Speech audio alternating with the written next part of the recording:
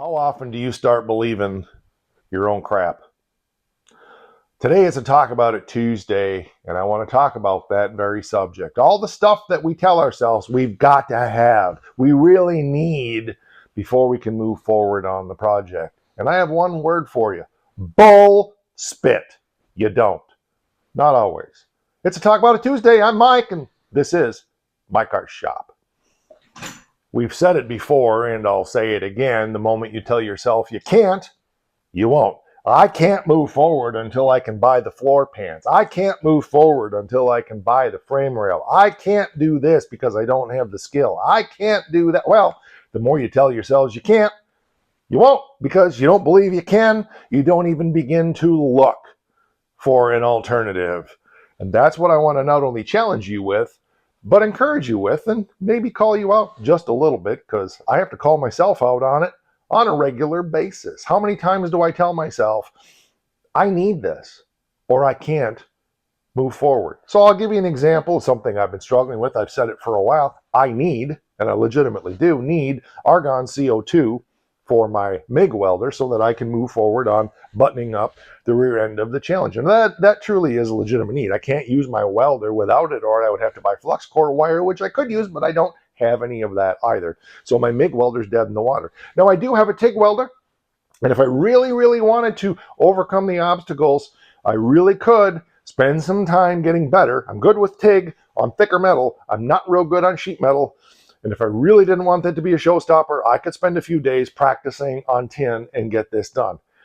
I don't feel that's worth my time, but that's a decision I'm making. But I'm telling you, I've been struggling with it. Am I BSing myself? Am I feeding myself a line that's causing me to be bogged down in the project and not be able to move forward because I don't have that thing that I think I need?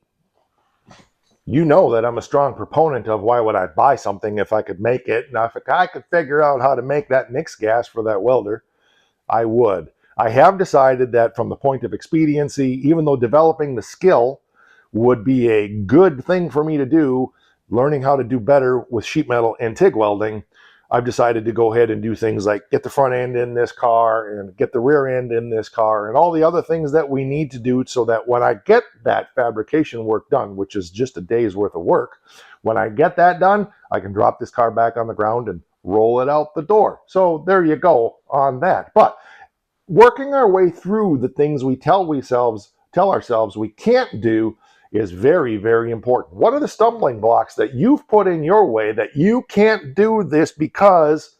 Have you even looked at what some alternatives might be? Have you weighed that out?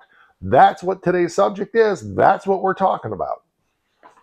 How about moving your I can't to I choose? I know this all sounds like head games, but there's truth in it, because we get very discouraged and beaten down on a project when all we see is all of the things that we can't do. Is all the things? Are all the things? English is a second language. I just don't know my first one. Do you really need what you think you need? I really need to buy that sheet metal brake before I can do this. Huh?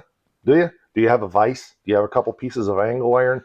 A lot of times, a vise and two pieces of angle iron is you can make a lot of stuff. Ask me how I know. I didn't have a sheet metal brake until just a few years ago, and I just bought a cheap crap one from Harbor Freight. But I used to use long pieces of angle iron and do my metal brake bending in a vise. It can be done if you're willing to look at the alternative ways to do things. I got the sheet metal brake to be expediting, but I didn't think I needed it. I definitely wanted it. And there's the difference. How many things do we think we need that are actually just wants that we use to get in the way and make excuses for ourselves from moving forward on a project? Looking at the possibilities means looking beyond your can'ts to the cans. You may not choose the cans, but there's always a way if you really think about it. Well, most of the time there's a way, and it's usually our own thinking that gets in the way and prevents us from seeing the possibilities. I tend to do that a lot. I lay in bed at night and I can't sleep, and I start thinking through, well, I need this, I need this, I need to do this, I need to do that, I need this money, I need that thing. What are the alternatives? What are ways that I can accomplish what I want to accomplish? I would love to have an English wheel. It's not even remotely possible for me at this stage in life to consider purchasing one. So I've been working on my own English wheel design. I mean, I have a machine shop and I have lots of scrap metal around. Will it be ideal?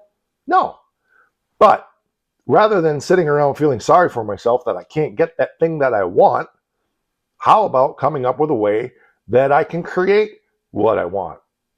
You can do that too, you know. You have different skills that can make you a nightmare for projects like this if you put your mind to it. It may not be a popular opinion, but that doesn't mean that it doesn't have validity.